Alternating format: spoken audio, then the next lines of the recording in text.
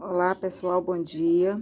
Hoje nós vamos falar sobre a aula de português, das atividades dessa semana que vocês estão recebendo, tá? Então hoje, segunda-feira, 15 de junho, vocês vão estar recebendo as atividades dessa semana.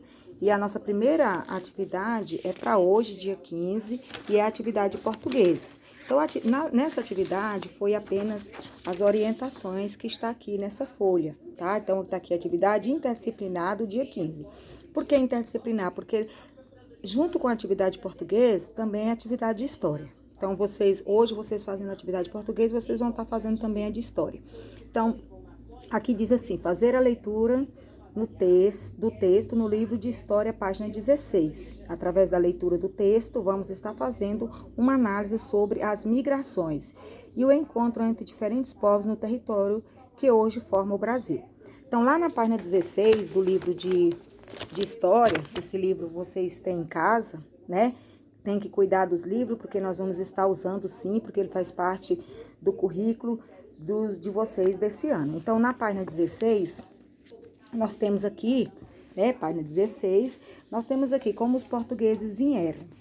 Então, vocês vão fazer a leitura desses textos e aí, logo após a leitura, vocês vão copiar essas questões aqui e responder. Pode enumerar 1, 2, 3 e 4. Então, são 4 questões. Então, a leitura do texto é o seguinte. Os portugueses atravessaram o Oceano Atlântico e chegaram à América milhares de anos após a vinda dos primeiros grupos de seres humanos a estas terras. Então, nós aqui estamos falando da vinda dos portugueses para as terras que antes não era Brasil, mas eles vieram, né, e fizeram grandes descobertas. Além dos portugueses, nessa época, europeus de outras nacionalidades fizeram diversas viagens marítimas. O que são viagens marítimas? São viagens que faziam e fazem pelo mar, né? Por águas. Navegando em águas desconhecidas, eles corriam diversos riscos. Muito tempo depois, o poeta Fernando Pessoa, 1888-1935, escreveu um poema sobre essas viagens. Então, o poema é isso aqui. O mar salgado, quanto do teu sal, são lágrimas de Portugal.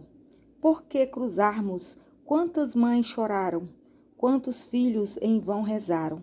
Quantas noivas ficaram por casar, para que fosses nosso o mar? Valeu a pena? Tudo vale a pena se a alma não é pequena. Então, aqui é um trecho, né, de um poema de Fernando Pessoa. Aí, lá embaixo, aqui embaixo do texto, tem as questões. A primeira diz assim, segundo o poema, esse poema aqui, por que mães, filhos e noivas ficavam tristes e preocupados?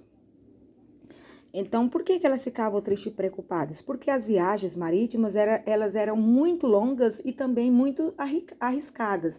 Então, os meios de transporte deles eram muito precários.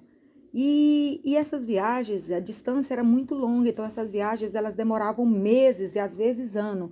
Então muitos morriam na viagem, não aguentavam a viagem, tinha as tempestades que às vezes acabavam naufragando suas embarcações. Então elas ficavam muito preocupadas porque elas não sabiam se ainda iam rever seus entes queridos, né?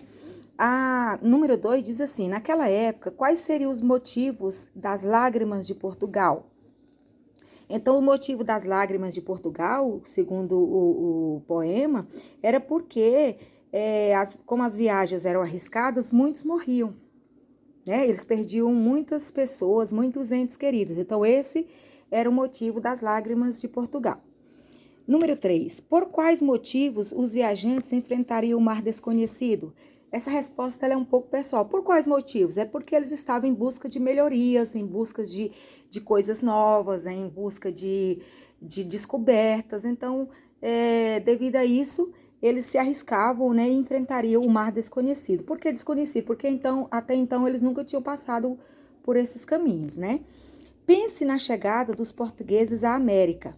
Em sua opinião, que respostas eles dariam à pergunta: valeu a pena? Então, enfrentando todas essas dificuldades, enfrentando o mar, tendo muitas mortes e muitas dificuldades e a demora que era imensa, será que valia a pena? Será que tudo isso valia a pena eles enfrentarem isso? Então, essa é uma resposta muito pessoal, tá? Então, eu espero ter ajudado um pouquinho, né? Então, essa é a atividade que vocês vão... E essas questões vocês vão copiar numa folha do caderno, copiar de caneta, e vocês vão responder a lápis e anexar, colocar junto com o bloquinho de atividades para vocês encaminharem para mim na próxima segunda-feira. Aí aqui, ó, nessas orientações, está dizendo que vocês na hora que vocês forem copiar a atividade, vocês vão ter que fazer o cabeçalho, né? Colocar a data, colocar o nome de vocês, o nome da disciplina. Inclusive, em todas as atividades tem o cabeçalho, basta vocês seguir esse cabeçalho que eu coloco nas atividades, tá bom? E aí, junto também foi uma outra atividade de português, que é essa aqui que fala sobre os substantivos. Essa atividade, vocês vão destacar ela e vão colar no caderno de português de vocês. Isso aqui vocês não vão fazer nada, apenas para vocês colarem no caderno de português, porque na próxima semana, na semana lá do dia 22, nós vamos estar trabalhando essa atividade, tá? Então, essa atividade vocês não vão me devolver, vocês vão colocar ela, vão colar essa atividade no caderno de português de vocês, ok? Então, tá bom, boa semana para vocês, bom trabalho e vamos nos falando.